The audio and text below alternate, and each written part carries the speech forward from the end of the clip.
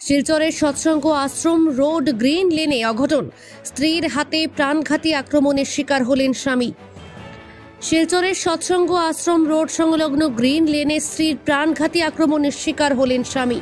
ধারালো অস্ত্র দিয়ে স্বামীর শরীরে আঘাত করে স্ত্রী মৌসুমী দাস। পেশায় একজন স্বর্ণকার, হাইলাকান্দি জেলার লালাবাজারের বাসিন্দা বিট্টু দাস কাজের তাগিদে অম্বিকাপট্টির একটি ভাড়াটে ঘরে থাকতেন। কিন্তু গত এক সপ্তাহ আগে বিট্টু দাস অম্বিকাপট্টির ভাড়াটে ঘর ছেড়ে সৎসঙ্গ আশ্রম রোড সংলগ্ন গ্রিন লেনে সমর চন্দ্র দাসের ঘরে ভাড়াটে হিসেবে এসেছিলেন। ঘটনাকে কেন্দ্র করে ঘরের মালিক রিঙ্কি দাস সংবাদ মাধ্যমকে জানান, সোমবার সকালে হঠাৎ চিৎকার চেঁচামেচি শুনে নিচে আসার পর ভাড়াটে বিট্টু দাসের ঘরের ভেতর থেকে বন্ধ পান এবং কোলের শিশু কান্না শুনে দরজা খোলার প্রয়াস করলে বিট্টু দাসের স্ত্রী ফের দরজা বন্ধ করে দেয়। এতে বলপূর্বক দরজা খোলার পর ঘরের মালিক রিঙ্কি দাস এবং সমর চন্দ্র দাস বিট্টু দাসকে রক্তাক্ত অবস্থায় মাটিতে পড়ে থাকা অবস্থায় দেখেন এবং নিচে একটি ধারালো দাও তাদের চোখে পড়ে। স্ত্রী মৌসুমী দাস সেই দা দিয়ে স্বামী বিট্টুকে কোপ বসিয়েছেন বলে জানিয়েছেন ঘরের মালিক। ঘটনার পর স্ত্রী মৌসুমী দাসকে বেঁধে তার হাতে থাকা ছুরি কেড়ে নিয়ে রক্তাক্ত অবস্থায় মাটিতে পড়ে থাকা বিট্টু দাসকে উদ্ধার করে চিকিৎসার জন্য শিলচর চিকিৎসা মহাবিদ্যালয়ে পাঠিয়েছে বলে জানিয়েছেন ঘরের মালিক রিঙ্কি দাস। বাচ্চা কোলে থাকার সুযোগে স্ত্রী মৌসুমী দাস এবং তার স্বামী বিট্টু দাসের ওপর প্রাণঘাতী আক্রমণ চালিয়েছে বলে ধারণা ঘরের মালিক পক্ষের। বাচ্চা কোলে থাকার দরুন নিজেকে রক্ষা করতে পারেনি বিট্টু দাস। এদিকে ঘটনাকে কেন্দ্র করে স্থানীয় থানায় একটি মামলা দায়ের করা হয়েছে বলেও জানিয়েছেন ঘরের মালিক রিঙ্কি দাস।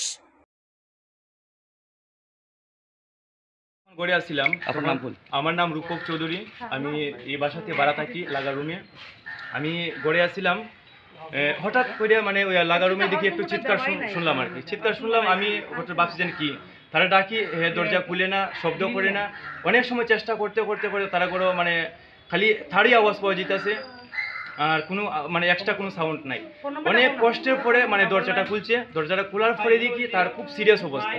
যাই হোক, আমার নিজের চোখে দেখছি যে হের মানে কন্ডিশনটা খুবই খারাপ। তার ঘর থেকে টানিয়ে বার করিয়া তারপরে এই বউটার হাতে যখন আমি দেখছি চাকু আর দাটা ছিল নিচে, দাটা নিচে আসছিল, চাকুটা আমরা জুরজুবস্তি করে আমরা ওই 2-3 জন আসছিলাম আর কি। 2-3 জনে আমরা জুরজুবস্তি করে হাত থেকে চাকুটা নিয়ে আমরা নিচে রাখছি। আর তারে কন্ট্রোল করা যায় না। কন্ট্রোল না করতে গিয়ে সেটা যেমন আমরা সবাই দৌড়াদৌড়ি করে, যেমন আমরা আপনারা দেখছেন, আপনারা আমরা ঘরে বান্ধিয়ে রাখছি, নাহলে আমরা কন্ট্রোল করতে পারি না। কিন্তু আগে যে কি হয়েছিল স্যার, আমরা এটা কোনো কিছু বিষয় হইতে পারতাম না। গলিটার নাম কি?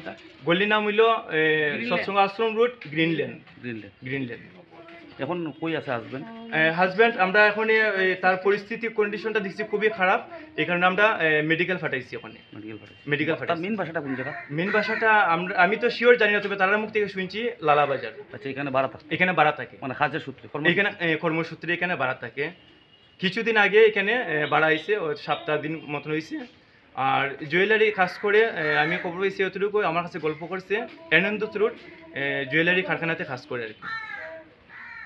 তখন হেও তার বউ পাইছে, তখন দরজাটা ভিতর দিকে লাগানো দেখা আমি দরজাটা নক করছি। হে টানে, বোন খুলো দরজা। হেরে করাম খুলো না দরজাটা, তারা খুলে না দরজা। আমি তারা করছি সাফলে দরজা ভাঙিলাম যে দরজা না খুলে, ভিতরে কিও না আমরা জিনিসটা বুঝতে পারলাম না। হেরা খুব কইলাম দরজাটা খুলেন না। এরপর হে খালি তার ছেলেটার খান্দাই শুনলাম আমরা। বউটা একদম টোটালি সাইলেন্ট। তারপরে আমরা দরজাটা একটু মানে চিটকারি খুলতে মানে বউটা আবার লাগাই দেওয়ার চেষ্টা করে। হেরা বলছি টান দিয়ে খুলোর দরজাটা খুলছে। পরে খোলার পরে গিয়ে দেখি তাই হাতে চাকু দা আর হেরে পুরো ছাটাইছে, রক্ত টপটা পাইয়া পড়ে শরীরটা দিকে। এরপর গিয়ে আমরা তারা করছি ধরো, তাই হে আর আমি মিলিয়ে ধরছে, তার বউয়ে ধরছে ধরিয়া তাই হাতে চাকুটা লইছি, লইয়া ওই যেখানে রাখিছে। এরপর দাটা দেখি চোখের সামনে রাখা, দাটা আনছে বাইরে। এরপর তাই আমরা কাপড় দিয়ে হাতে পায়ে বান্ধিয়া আসছে। এরপর তো হের কি অবস্থা, মানে হের বাচ্চাটা কিন্তু হের খুলেই বাচ্চাটা রয়েছে। তার মানে বুঝা যায় মানে বাচ্চাটা সেফটির লেগিয়া হে মানে তাই সুযোগ পাইছে। তার নামটা কি আমিও জানি না, নামটা আমিও শিওর হইছি না।